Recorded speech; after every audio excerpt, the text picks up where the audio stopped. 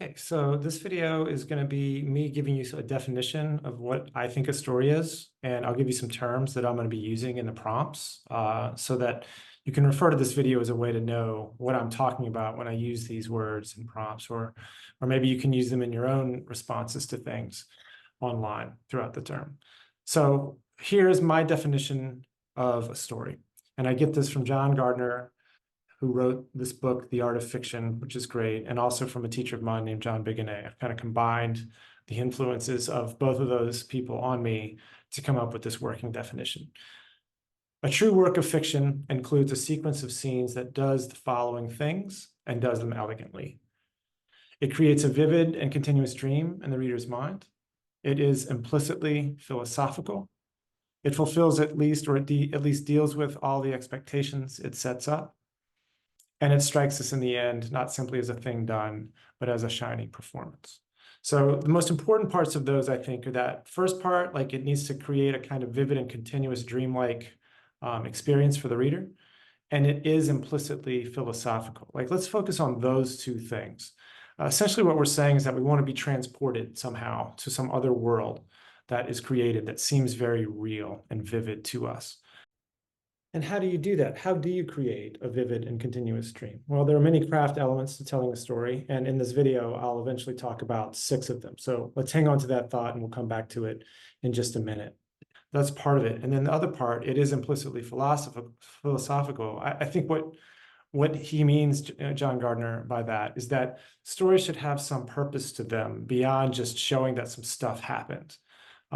It's not necessarily that stories need to have a moral, but that stories need to have a vision, kind of like how the world works, a worldview that they're putting forth, a set of questions maybe that they want readers to concern themselves with in a specific kind of way. Like, oh, I hadn't thought about how hard that might be for this kind of character. And boy, do I see now in a way that I didn't before, why being a person like this character would be difficult.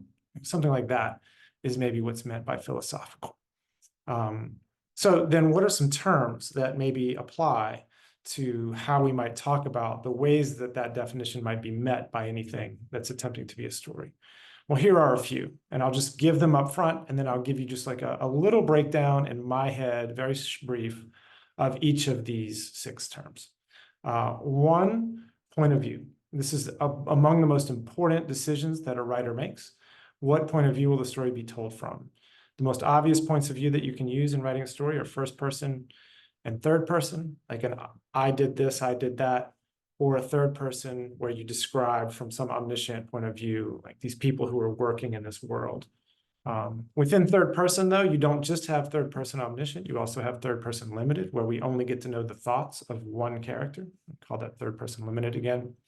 But there are any number of other points of view, like second person, where everything is a you, and there's a direct address either to the reader or to some character that exists in the story. There's also, you think of point of view in terms of tense, either present or past, usually, sometimes future. But that's a huge decision. And so to talk about point of view and what you see point of view doing in any story that you read in this term would be useful for me. A second thing that I think is important is the question of scenic structure. Like, can you name the scenes that happen in a story? Like X happens, then Y happens, then Z happens, and then we reach the end.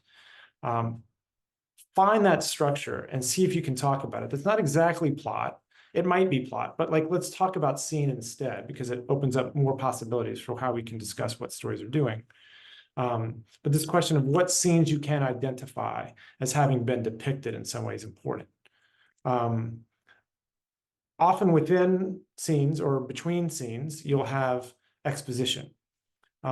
Exposition are things that we're told about characters' backgrounds, their histories, their personality traits, essentially descriptions of things that are not in the moment, that exist kind of like perpendicular to the narrative, that give us a little bit of backstory that help us understand the context in which a scene is meant to be taken. Exposition can be like, here's some flashbacks of stuff that happened. Exposition can also be this thing that I want to call, a different term, it's important, called interiority. And that is like when a story gives us what's in a character's head, how they think about what's going on in front of them.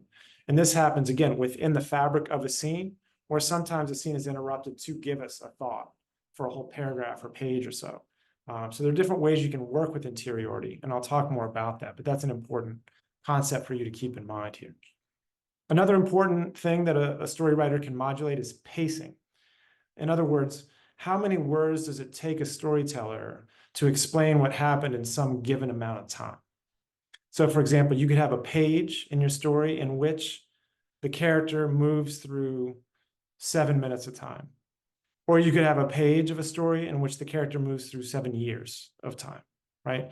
And how quickly you move and brush over various moments within the time that's described tells us a lot about where, as a reader, we should put our attention regarding that character's life, right? So you're always, as a storyteller, thinking about where to zoom in and slow down and show us what's going on at some great detailed level, and when to zoom out, move us to another point, and zoom back in.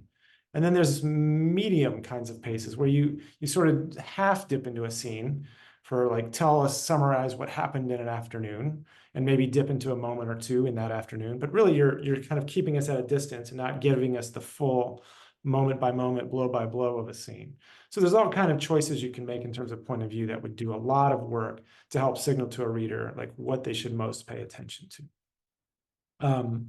I think characterization is a big thing, but within that, I want to focus on this question of internal conflict.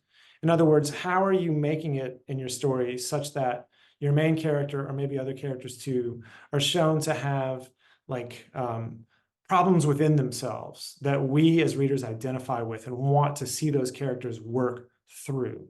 Like when you read The Tale of the Shoe by Emma Donoghue, for example, and you see that version of Cinderella where this maiden is like going through the grief of her dead mother, and she's got voices inside of her that are telling her different things of what to do. We as readers can identify with that and be like, yeah, I've also been a person who's felt conflicted about how to be, or what I should do about my life, and which voice in my head to listen to.